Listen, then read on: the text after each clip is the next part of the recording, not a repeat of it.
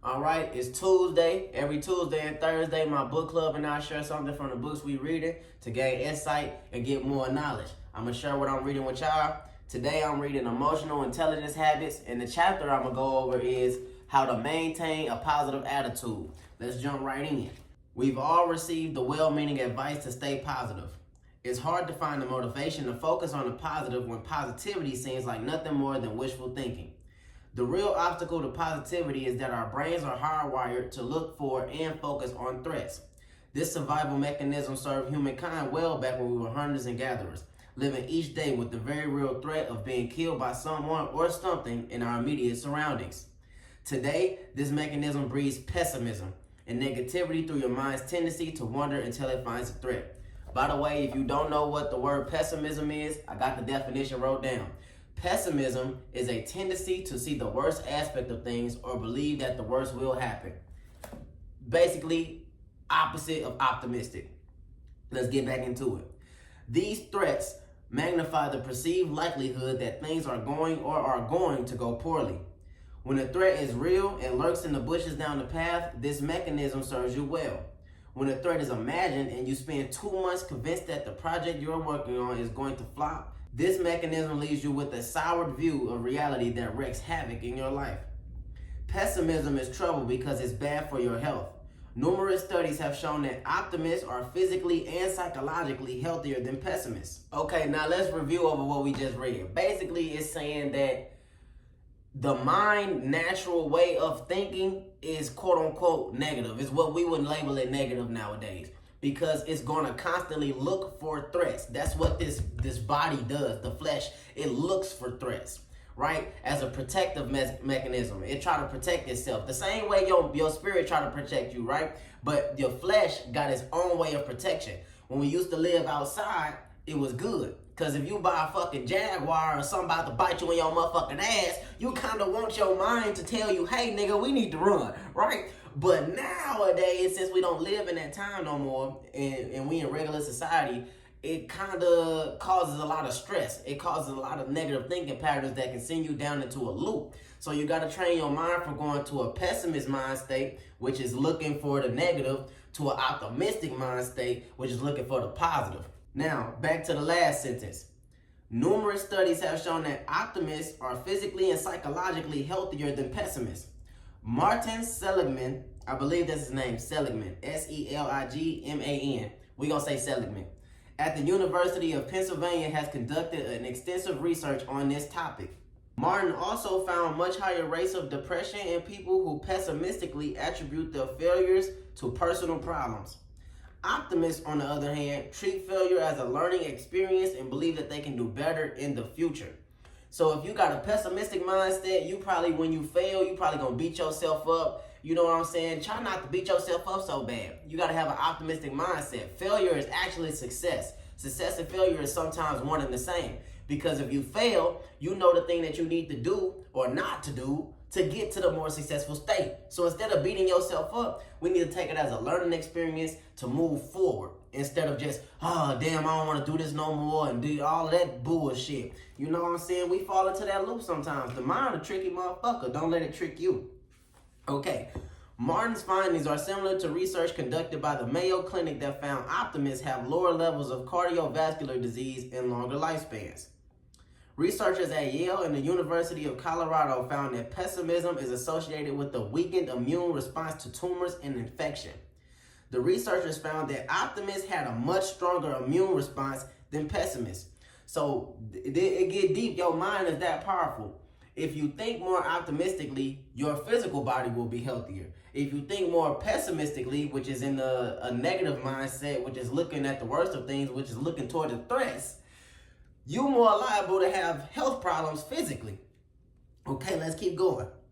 So keeping a positive attitude isn't just good for your health. Martin has also studied the connection between positivity and performance. In one study, he measured In one study, he measured the degree to which insurance salespeople were optimistic or pessimistic about their work.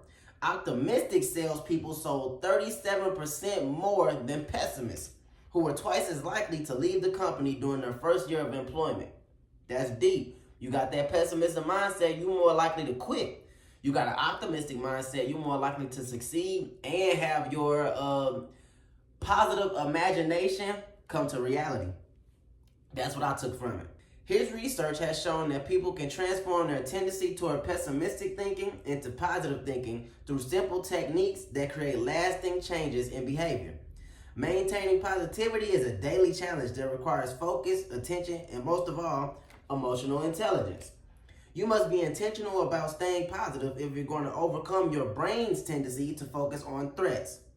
Your brain just needs a little help to defeat its negative inner voice. So, those negative thoughts that you hear are okay, they're regular, they're normal. The goal is to train your brain to think positive. Once you hear those negative thoughts, you got to redirect it. Don't just grab the negative thought, attach to it, and then just follow it and be fearful and shit. That's going to fuck you up. But if you hear the negative thought and try to redirect it to a positive thought by switching your focus, then it will naturally shift in your brain and it'll turn into a muscle that thinks more positive. You will train your physical body and your mind to think positive instead of negative, which it was naturally designed to do when we lived outside. But since we evolved as a culture, you see how we got buildings and shit, we got stores, we evolved. Now it's up to us in our inner world to evolve our mind inwardly. Ooh, you hot boy. Okay, come on. 3 habits in these steps will help you do just that. Switch the negative. They will train your brain to focus on the positive, and with practice can create lasting changes in the positivity of your mindset and your emotional intelligence. Step 1, separate fact from fiction. The first step in learning to focus on the positive requires knowing how to stop negative self-talk. Most of our negative thoughts are just that, thoughts, not facts. When you find yourself believing the negative and pessimistic things your inner voice says, it's time to stop and write them down. Literally stop what you're doing and write down what you're thinking. Once you've taken a moment to slow down the negative momentum of your thoughts, you'll be more rational and clear-headed. Now, I know everybody not walking around with a motherfucking journal. I actually like to. I can't cap. I do that sometimes. But everybody not walking around with a journal. So instead of walking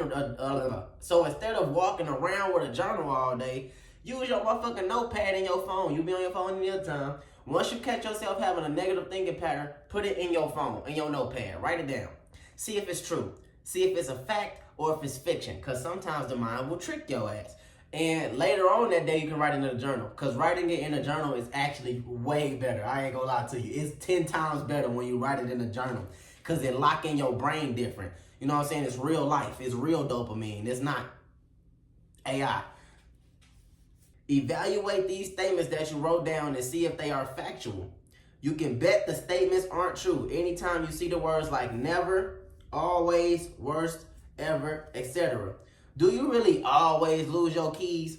Of course not. Perhaps you forget them frequently, but most days you remember them.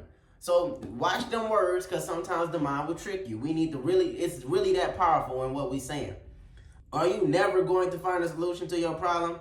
If you are really that stuck, maybe you've been resisting asking for help.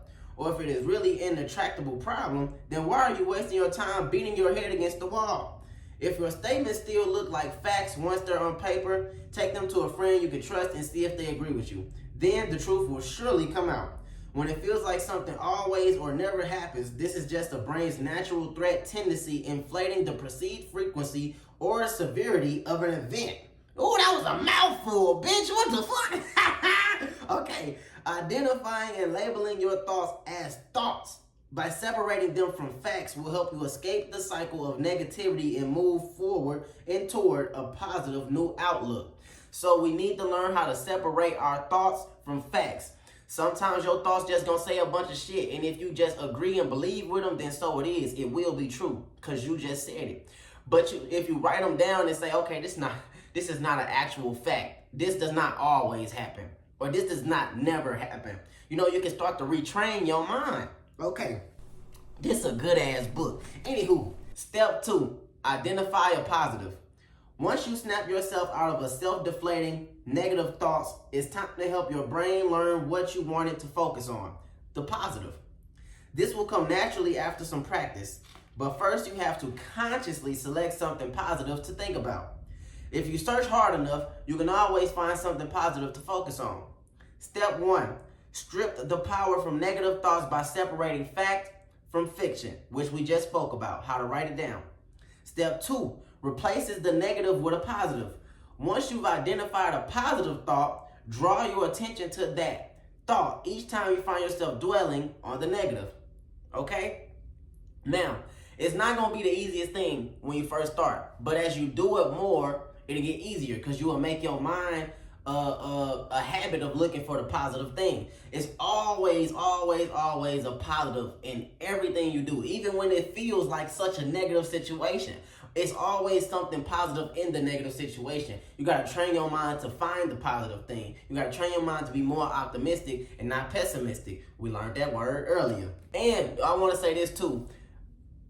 Wherever your attention is at in your mind, that is what you will see in your reality. Okay? You're going to constantly see that type of thing because that is what you're choosing to focus on. It's your choice. You want to choose to focus on something negative or you want to choose to focus on something positive. Focus on something negative, you're not going to feel good. Focus on something positive, you're going to feel great. You're going to feel better, okay? Which one do you want to feel?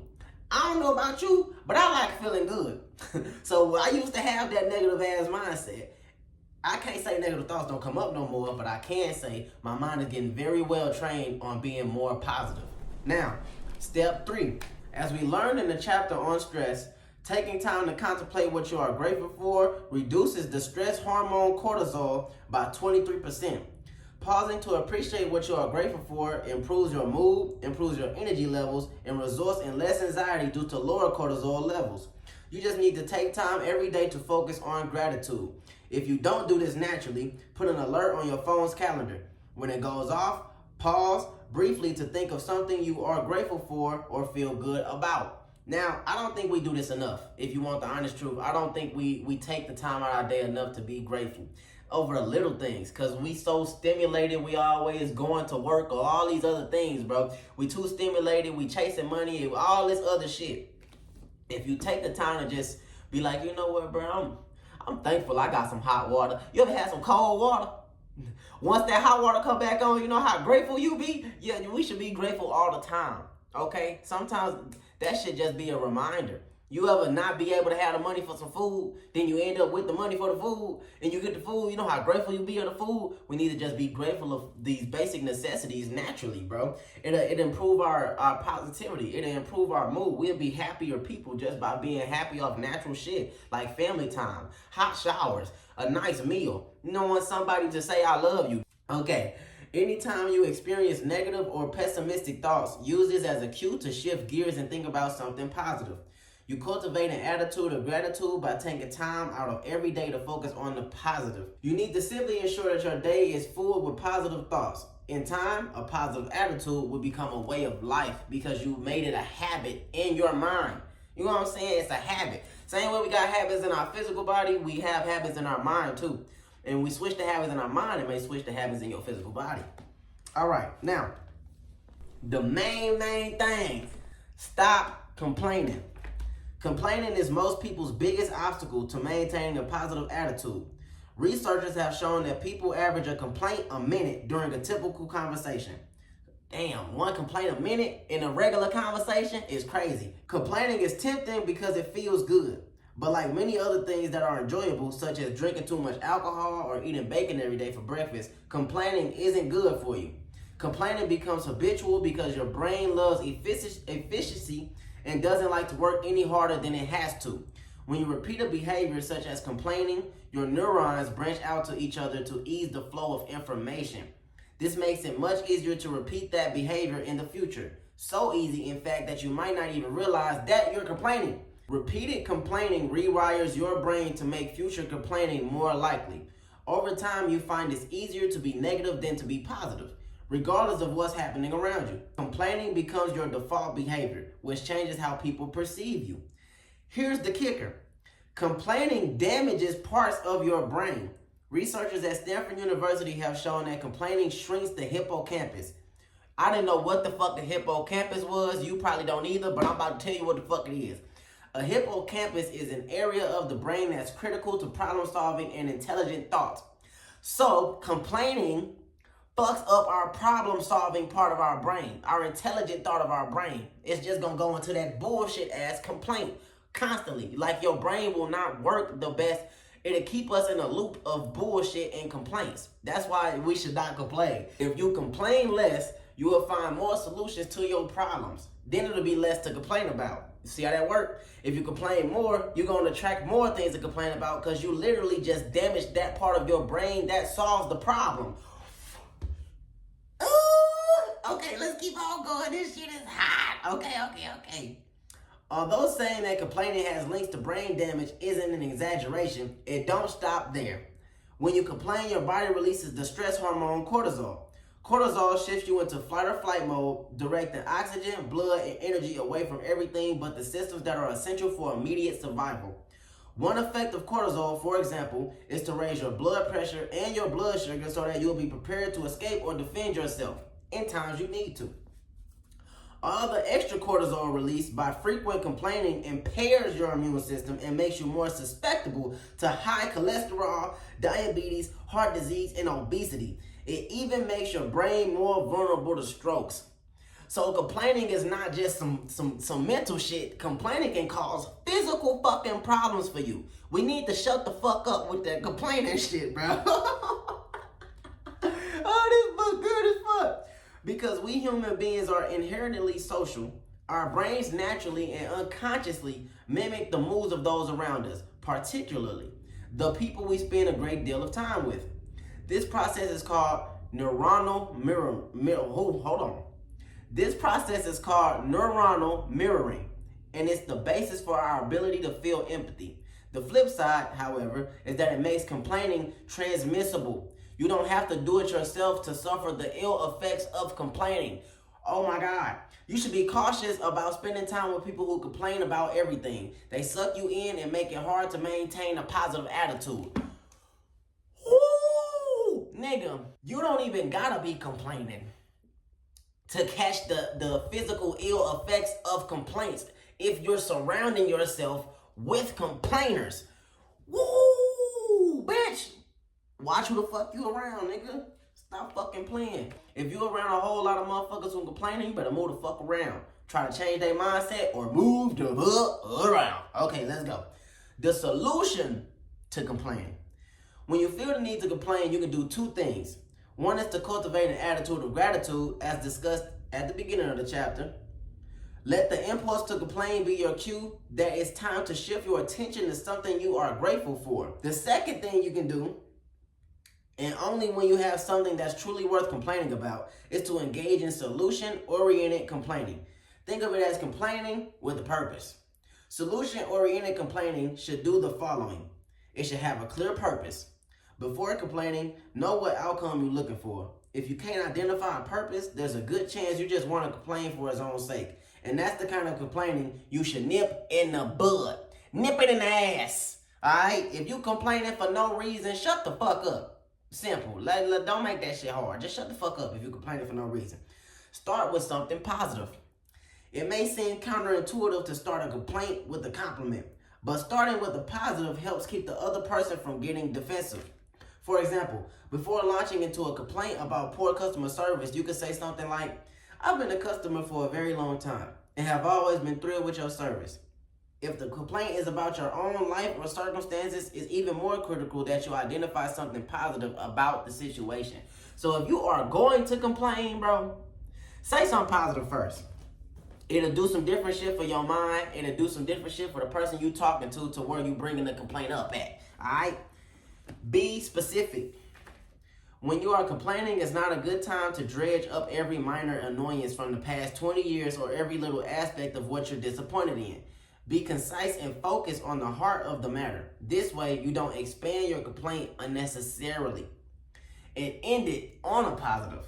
If you end your complaint with the, I'm never shopping here again, the person who's listening is not motivated to act on your complaint. They don't really give a fuck now. You ain't never shopping here again, bye, the fuck on. If you end your complaint with the, I'm never gonna try for another promotion, the person who's losing future motivation is you. In either case, you are just venting or complaining with no purpose other than to complain. It's not trying to be solution oriented. If you gonna complain, it need to be finding a solution, not to just say the shit for no fucking reason and fuck up your life and the other person that you talk to. Nobody is gonna win at that point. Instead, restate your purpose as well as your hope that the desired result can be achieved. For example, I like to work this out because I like shopping here. Or this one hurts, but once I'm ready, I'm gonna rework my resume and give it another go.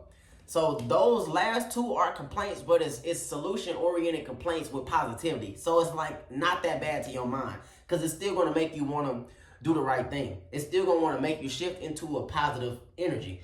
But that other shit, if it's just complaint, no solution-oriented, you fucking yourself up, my nigga. No cap. And that's the end of that chapter. How to maintain a positive attitude. From the book, Emotional Intelligence Habits. All right? That's all I got for the book club today. I'm going to see you on Thursday. If you ain't joined the book club yet, just hit my DM.